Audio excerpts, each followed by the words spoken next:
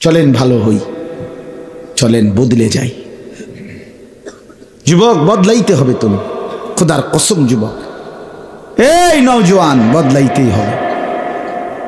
নষ্ট হইও না বাপ।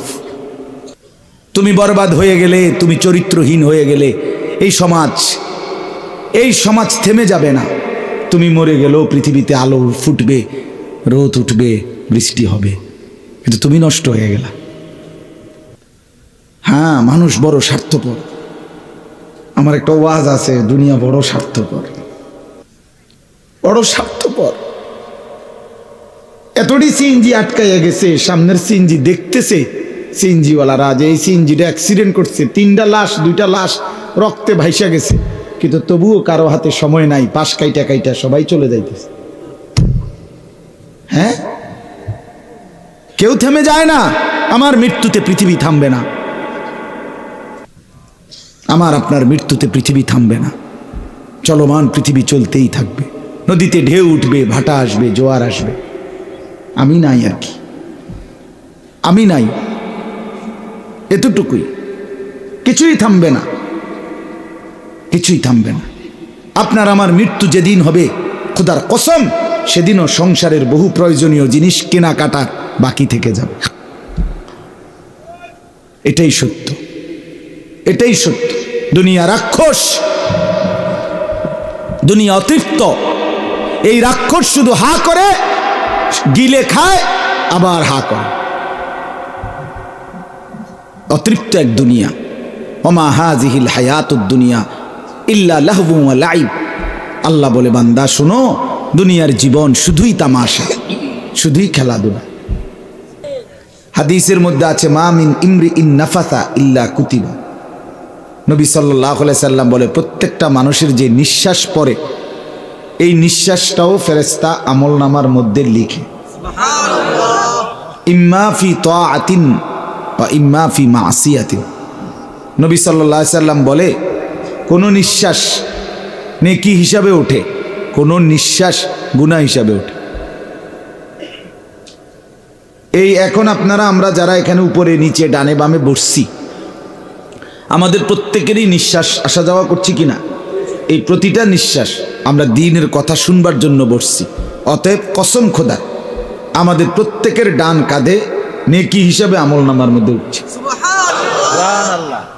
এই মুহূর্তে যারা মদের আড্ডায়, জুয়ার আড্ডায়, নারীর আড্ডায়, জিনা ব্যভিচারের আড্ডায়, টেলিভিশনের নর্তকীর নাচের আড্ডায় অপেক্ষা করছে, যেই যুবক যেই সমবয়সী মিলে আড্ডা দিতেছে, ফুর্তি করছে, অসভ্যতা করছে, মোবাইলে অশ্লীল ছবি, নর্তকীর নাচ, জিনা ব্যভিচারের দৃশ্য দেখছে, কসম খোদার, তার যেই নিঃশ্বাসগুলো পড়ছে, সেই নিঃশ্বাসগুলো পর্যন্ত গুনাহ হিসাবে বাম কাঁধে উঠতেছে।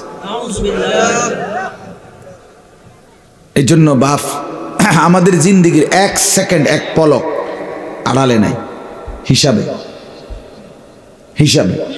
বাজারে যখন ওই খুচরা বিক্রেতা, তরকারি বিক্রেতা অনেকক্ষণ তরকারি বেচার পরে লাস্টে যখন কইমা আসে, তো মনে করেন সে তাড়াতাড়ি বেসনের লেগা, সে মনে করেন বেগুন তো হইব 1.5 কেজি, কবই ও 1.5-2 কেজি হইতে পারে, আন্দাজ আপনি 1 কেজির দাম দিয়ে নেন, আমার 1000 করে দেন, মানে এত হিসাবের দরকার নাইছে, হইব 1.5 কেজির উপরে হইব, আপনি 1 কেজির দামে দেন, ধরে নেন।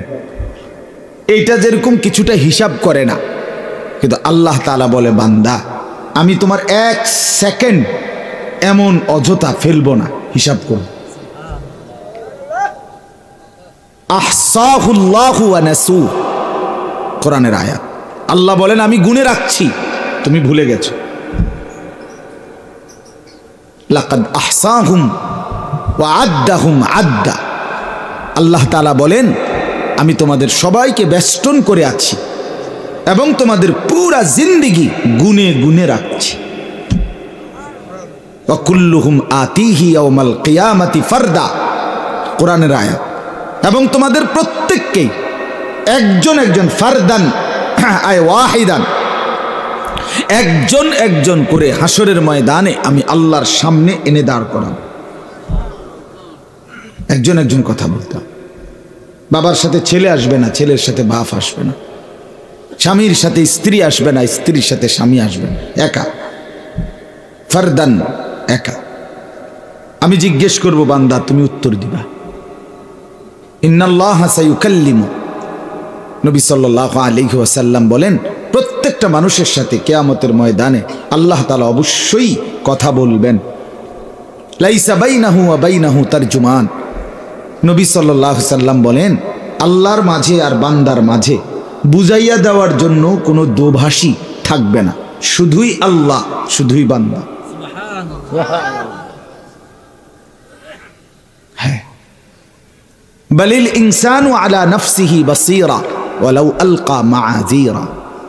কোরআনে আল্লাহ বলে প্রত্যেকটা মানুষ সচক্ষে, আল্লাহ বলেন নিজ নিজ আমল নামা দেখবে, দেখার পরে ওয়ালাউ আলকা মাআযীরা, প্রত্যেকটা নাফরমান পাপী নিজের আমল নামা দেখে আল্লাহর কাছে টালবাহানা করবে, ওজর আপত্তি করবে, আপত্তি করবে নিজের গুলো দেখে, বলবে আল্লাহ এটা ঠিক আছে, আমার নাম হ্যাঁ আনিসুর রহমান আশরাফি, ঠিক আছে, এগুলা ঠিক আছে, আমারই ফাইল এটা, বাকি যেভাবে মিশা কথা লিখে রাখছি না, মিশা কথা কইছি ঠিক, কিন্তু এইভাবে বুঝি মানুষে মিশা কথা কয়,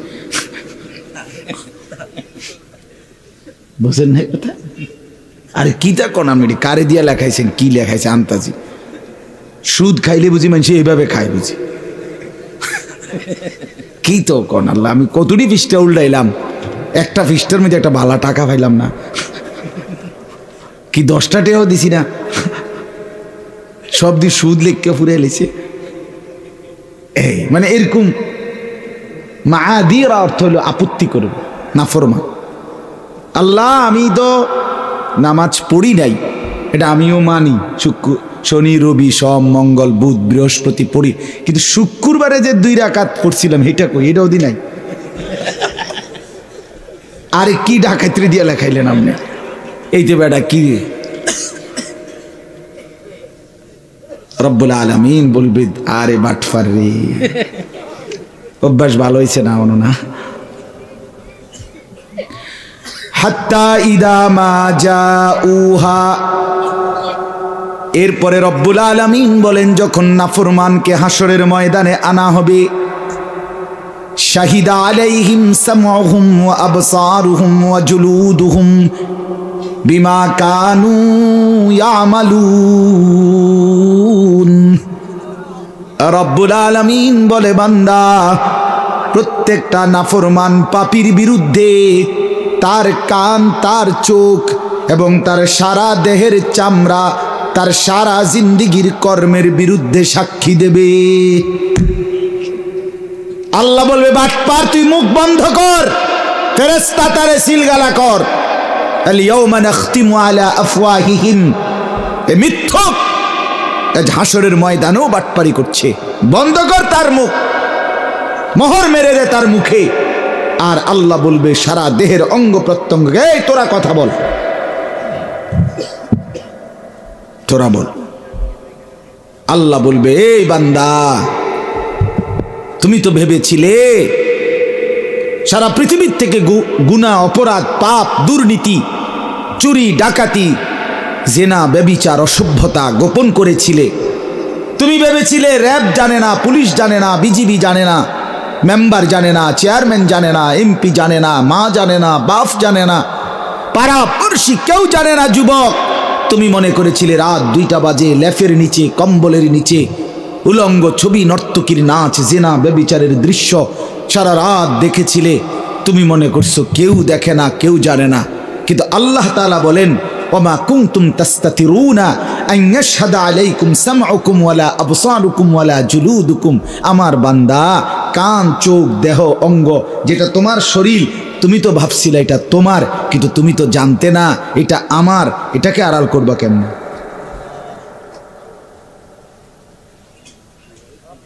হ্যাঁ,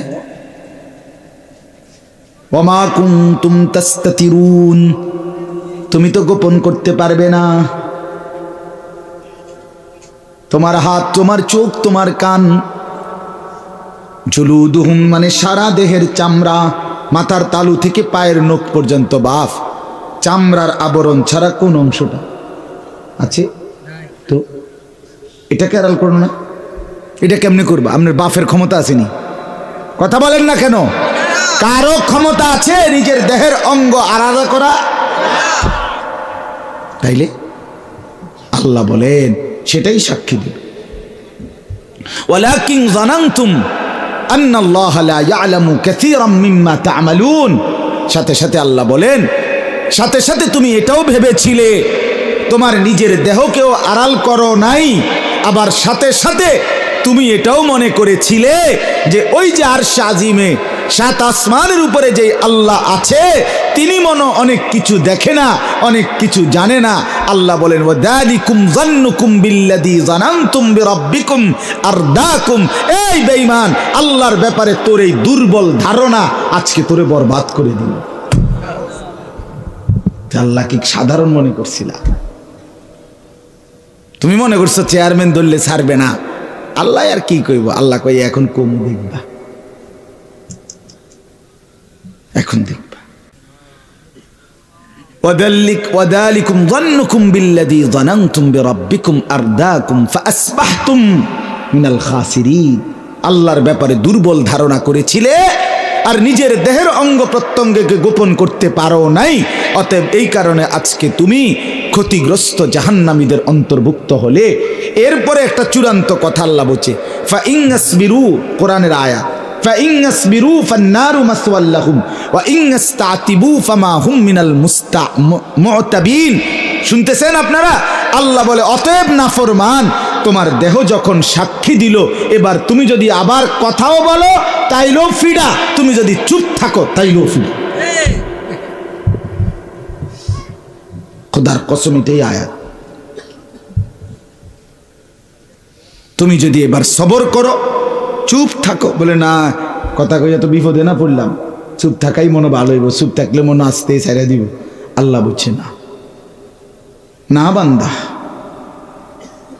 আজ যদি চুপও থাকো তবুও শাস্তি জাহান্নাম, ফান্নারু মাসওয়াল লাহুম ওয়া ইন ইস্তাতিবু।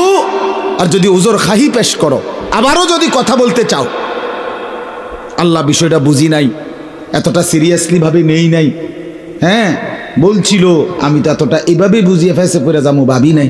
এই সমস্ত 900 কথা বললেও ফিডা, আর যদি চুপ করে দাঁড়াইয়া থাকো তাইলেও জাহান্নাম। আল্লাহ আমাকে মাফ করে দেন। আমার বন্ধু, আমার বাবা, আমার ভাই, দোস্ত আমার, আমি বাস্তবিক অর্থে সত্যি কথা যেটা আমার একটা ব্যক্তিগত ফিকির, আমি আসলে শুধুই কেবল ওয়াজ করতে চাই না, আমি চাই ভাবনা জাগাইতে, আমি চাই ফিকির তৈরি হোক, অনুভূতি জাগুক, বিবেক নড়ে চড়ে উঠুক। যুবক ভাই, আমি এটাই চাই। এ জিন্দিগিটা দৌড়াই, সারাটা দিন দৌড়, এক নেশায় দৌড়াই। এই জন্য বাপ আমি অনুরোধ করছি, ভাবনা জাগুক দিলে, কলিজাটা নড়ে চড়ে ওঠা দরকার, পরিবর্তন দরকার। শুধুই একজনের পর একজন বক্তা আসলো, 4 জন 5 জন, এই বছরেই 5 জন, আগামী বছর বদলাইয়া আরো 5 জন, এভাবে 20 বছরে আপনি ওয়াজে শুনলেন। আপনি যদি এই শীত সিজনে 10টা ওয়াজ শুনেন, কমপক্ষে মনে করে ধরে নিলাম প্রতি ওয়াজে যদি 4 জন বক্তা ওয়াজ করে থাকে, তাহলে তো আপনি এই 3 মাসে 40 জনের ওয়াজ শুনছেন, ঠিকই না? বলেন না কেন? এখন আপনি বলেন, ওয়াজ তো বদলাইছে, বক্তা তো বদলাইলো 40 জন, আপনি বদলাইছেন কদ্দুর সেটা বলেন। ও চাচা বলেন না, 60 বছরের বুড়া চাচা, আপনি আর কত বছর পরে বিড়ি সিগারেট খানা বন্ধ করবেন? আমি এটা শুনতে চাই চেয়ারম্যানের সামনে। কর ওই বুড়া মিয়া, এখনো যারা চা দোকানে, রঙিন টেলিভিশনে নর্তকীর নাচ আর জিনা ব্যভিচারের নাচ গান দেখেন, এ বেটা আপনার লজ্জা হবে কোন দিন? শরম আসবে কোন দিন? বেটা বুড়া মিয়া, আপনি মরবেন কোন দিন? আমনের এই অসভ্য খাচ্চর যাইব কোন দিন? আমনে আর কতদিন বেডির নাচ চাইবেন? কিও 60 বছর পরেও আপনার হায়া আসলো না? আরে এত বুঝি মানুষ, বুঝি মুসলমান বুঝি এত বেহায়া হয়? কি ভাবছেন? আপনি মনে করছেন আমি মুরব্বী আপনারে ছেড়ে দেব? না না, আপনি না আমার বাপ। আমি চাই সন্তান, আমি আমার বাপ যেন হয় জান্নাতি। আমি বলবো না তো কে বলবে? আপনি আমার দাদা, আমি আপনার নাতি। আমি চাই আমার দাদা যেন হয় জান্নাতি। তা আমি বলবো না তো কে বলবে? আপনি আমার চাচা, আমি আপনার ভাতিজা। আমি চাই আমার চাচা যেন হয় নবী তার চাচাকে দ্বীনের দাওয়াত দেয় নাই? ইব্রাহিম আলাইহিস সালাম তার বাবাকে দ্বীনের দাওয়াত দেয় নাই? এই যে মঙ্গলবার দিন আমি, আমার আপন বড় জ্যাঠা মারা গেছে, আমি আমার জ্যাঠার জানাজা পড়াইছি। এই যে মঙ্গলবারে কবরের সামনে দাঁড়াইয়া আধা ঘন্টার মতো দাঁড়াইয়া ছিলাম জ্যাঠার কবরের সামনে, তাকাইয়া রইছি অনেকক্ষণ পরে। কবরের মাটি যেন আমারে বলতেছে, আনিস মন খারাপ করো না, তোমার জ্যাঠারে বানাইবার জন্য আমি আমার থেকে একটু মাটি দিছিলাম, আজ আমার মাটি আমি আবার ফেরত নিলাম। হ্যাঁ, আজ আমার মাটি আমি আবার নিয়ে নিলাম। এই আমরা প্রত্যেকেই ভাবেন দোস্ত আমার, প্রত্যেকেই এটা ভাবেন। আল্লাহ যেন কল্পনা করেন, আল্লাহ যেন মাটিকে বলতেছে, মাটি আনিসকে বানাবো, আমার একটু মাটি দে। তো মাটি যেন বলতেছে, মাওলা দিলাম, তবে আমার মাটি আমারে আবার ফেরত দিয়ে। আল্লাহ বলছে, ওয়াফিহা নুঈদুকুম, ফেরত দেব, তোর মাটি তোকেই ফেরত দেব। কি বাপ এমন না? আমরা প্রত্যেকেই মাটির আবার ফেরত যাব না?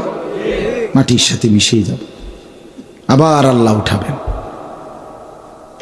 আমার দাদার কবর এদিক দিয়া, আমার দাদির, আমার একটা পারিবারিক কবরস্থান চেয়ারম্যান সাহেব, তো আমার দাদার কবর, দাদির কবর, এরপরে আমার 3 নম্বর চাচার কবর, এরপরে আমার আব্বার কবর, এরপরে এদিক দিয়ে আমার জ্যাঠারে কবর দিছি ওই দিন পায়ের কাছে দিয়ে, আর একটা চাচা বাকি আছে।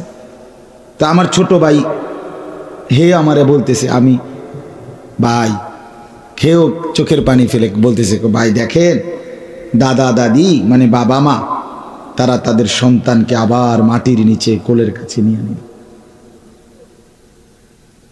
ঠিক না? এই যে দাদা দাদি, এখানে চাচা, এখানে আমার আব্বা, এখানে জ্যাঠা, মাটির সন্তান আবার মাটিতেই নিয়ে নিছে।